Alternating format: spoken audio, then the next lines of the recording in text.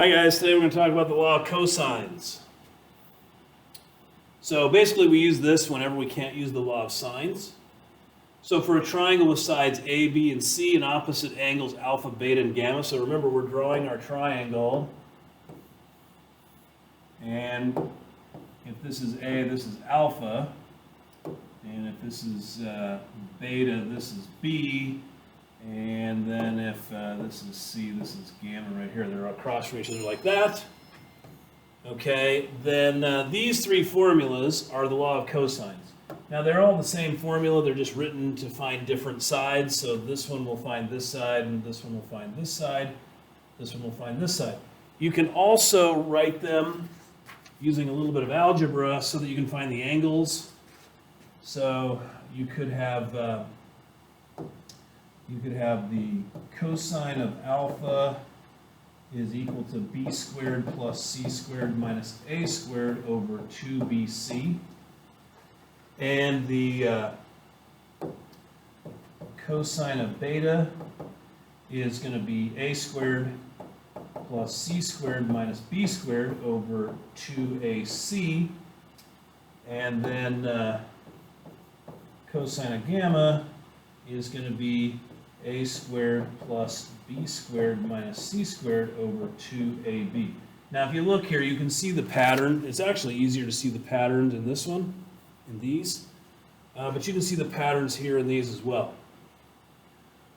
Okay, that's all the same formula, and just use whichever one is most convenient. So if you're trying to find this angle right here, I'd use this formula. If you're trying to find this side right here, I'd use this formula. Okay, so next. All right, so solve a triangle with a equal to 2, b equal to 3, and gamma equal to 60. So in this problem, we cannot use the law of sines because we do not have and have no way of getting a side opposite an angle. Okay, so we have to use the law of cosines. So we're going to find side C here first. Okay, so c squared, we're going to use the formula c squared equals a squared plus b squared minus 2ab cosine gamma, if I remember right. A squared plus b squared minus 2ab cosine gamma. Yep, there we go. All right, so, it might not hurt to label everything. This is A. This is B, everything else is labeled.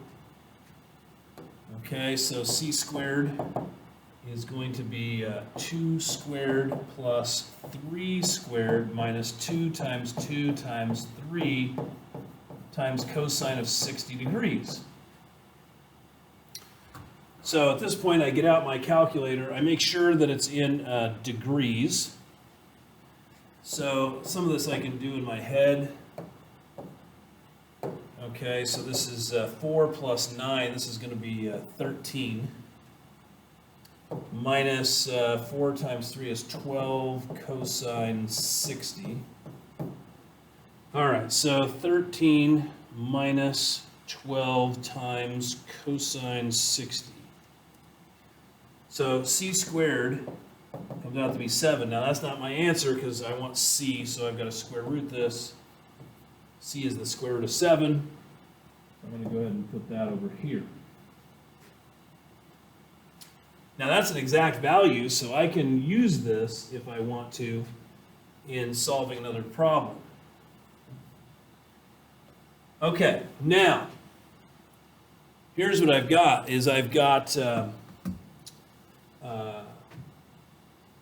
I've now got a side opposite an angle. So I don't have to use the law of cosines to solve the rest of this. I could use the law of sines now if I preferred. So I could say, well, the sine of 60 degrees over the square root of 7 is going to equal the sine of alpha over 2.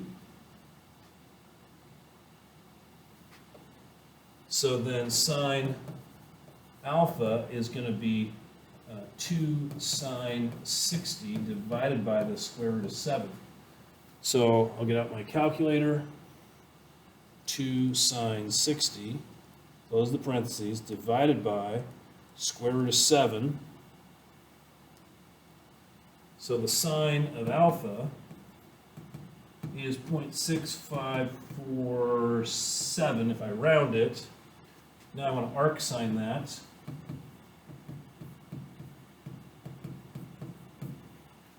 Okay, so arc sine answer.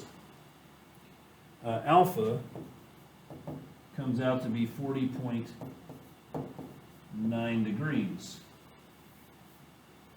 So I'll go ahead and put that in here, 40.9 degrees. And now I can figure out beta, because there needs to be 180 degrees in the triangle. So 180 minus 60, that's 120. Minus 40.9, that'd be 79.1 degrees. That's going to go right here. And now I've solved the triangle. So first I use the law of cosines, then I use the law of sines. I could use the law of cosines to find all three of these if I wanted to, but it's a little bit more work. All right, let's look at this one. So I want to solve a triangle where I know all three sides, but I don't know any of the angles. Okay, so here's what I would do. This one appears to have an obtuse angle in it. That's the one I'm going to find first. Okay, so remember we had with the law of sines, we had a situation where you had some triangles had two sets of answers. Okay, so with the law of cosines, you don't have that problem. So if I'm going to find the three sides, and I'd kind of like to do less work, in this situation, I'm going to find the biggest angle first using the law of cosines, and then I won't have to worry about that double solution thing if I use the law of sines after that. So here we go. I'm going to use the cosine of gamma. Okay, so that's going to be, let's label our sides. This is A, this is B, and this is C. So that's going to be A squared plus B squared. So that's going to be 4 squared plus 3 squared minus 6 squared all over 2AB. So 2 times 4 times 3. So my cosine of gamma here is going to be 16 plus 9 minus 36 over 24.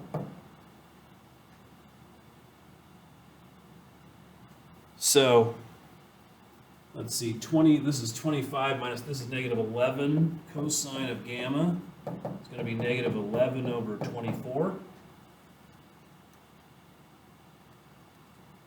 Okay. So then I'm going to arc cosine negative 11 24ths. So arc cosine negative 11 divided by 24, close my parentheses, and I get 117.3 degrees. So I've got that, 117.3 degrees. Now I have a side opposite an angle. I can use the law of sines if I want. This takes up a lot of room, so we're going to go ahead and shrink that down a little bit. Okay. So then I've got the sine of 117.3 over 6 is going to equal the sine of beta over 3. And so the sine of beta is going to be 3 sine 117.3 over 6.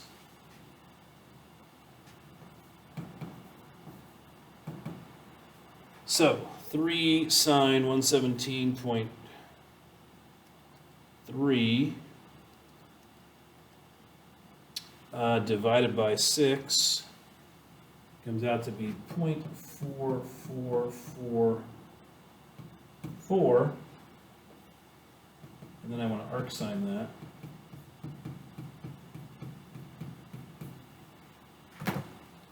Arc sine answer. I always try to use the answer key on my calculator as much as I can because it carries forth an exact answer that way. So beta comes out to be 26.4 degrees. So I'll go ahead and write that in there.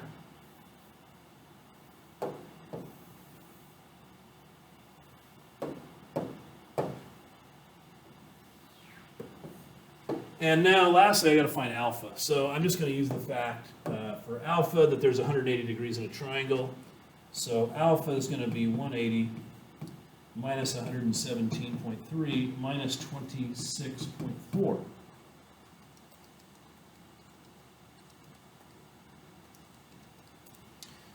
Alpha comes out to be 36.3 degrees.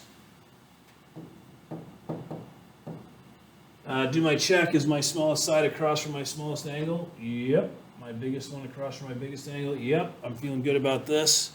So we've solved that triangle.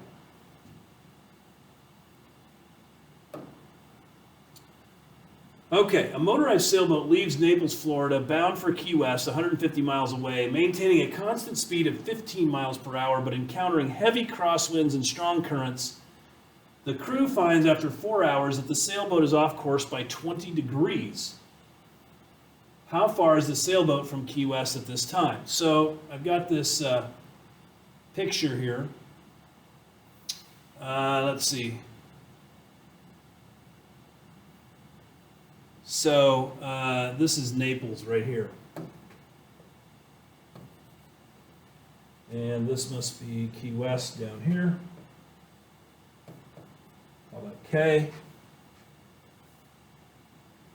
So the boat took off this direction. It's 150 miles between those two, but the currents and winds blew it off course by 20 degrees, which this is not exactly to scale. All right, so how far is the sailboat from Key West? So I got to find X. Here's X. Okay, I know this side is 60 because they were going 15 miles an hour for 4 hours. So that's 4 times 15 is 60. So X squared is going to be 60 squared plus 150 squared minus 2 times 60 times 150 times the cosine of 20 degrees.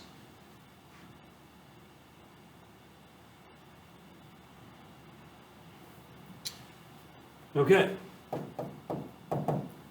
So this is 3,600. That's 22,500.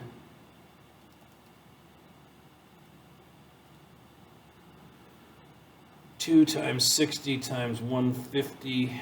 This is 18,000 times the cosine of 20.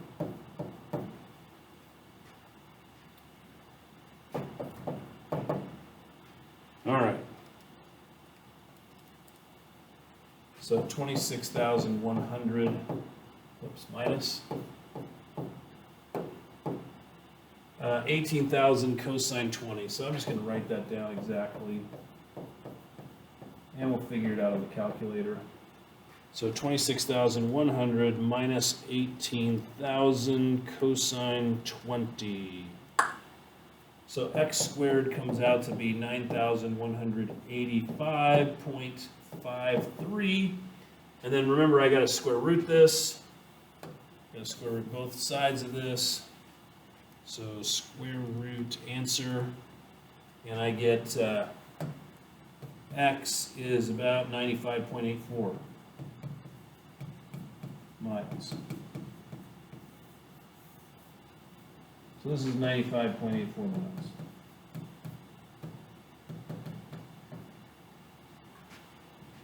Okay, through what angle should the boat turn to correct its course? Okay, so here's what I got to do. I got to figure out the angle that I'm turning. Now, people always get this wrong. They calculate alpha, but it's not alpha you want because Remember, you're going this direction. You want to turn that angle right there. So I've got a side across from an angle, and I've got an angle across that I want an angle across from a known side. So I can use the law of sines at this point. Okay, so sine alpha over 150 is equal to the sine of 20 over 95.84. All right, so the sine of alpha is going to be 150 sine 20 over 95.84.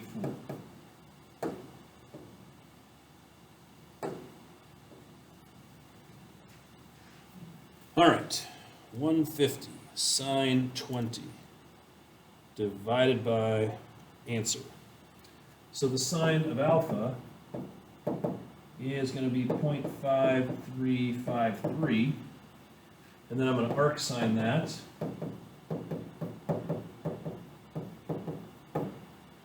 So arc sine the answer, and I get alpha is 32.36. Okay. So 32.4. Now, obviously, that can't be, because this is an obtuse angle. Okay. So what happened? Well, this was that side angle side situation, or I'm sorry, it was the little side big side angle. So here it was. What I found is I found that angle right there, where this is 60. Okay. So this was the angle that I actually found, 32.36. We'll say 32.4. Now, if I'd used the law of cosines, that would not have been a problem. So this is an isosceles triangle right here, so this is 32.4. Okay, which tells me this angle right here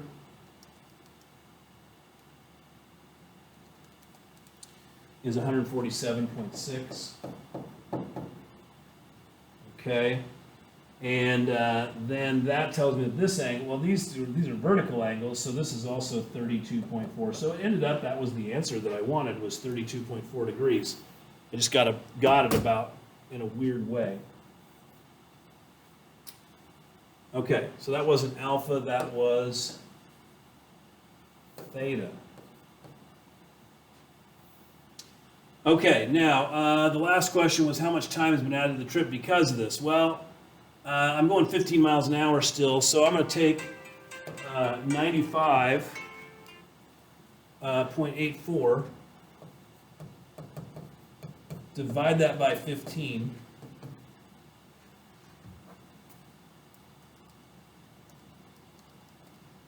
that's 6.389 hours still to go. Okay, now it was originally, if I'm going 150 miles at 15 miles an hour, it's going to take me 10 hours. So I've already gone 4 hours. I got 6.4 hours to go, essentially. So it added 0.4 hours. Well, we'll say 0.389 hours.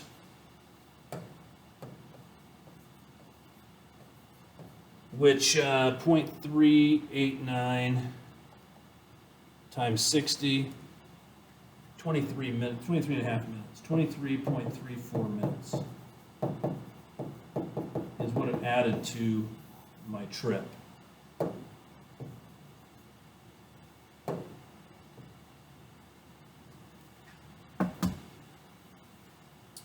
Okay. So, got a short little assignment today. A couple of story problems on there. Good luck with that, and I will see you next time.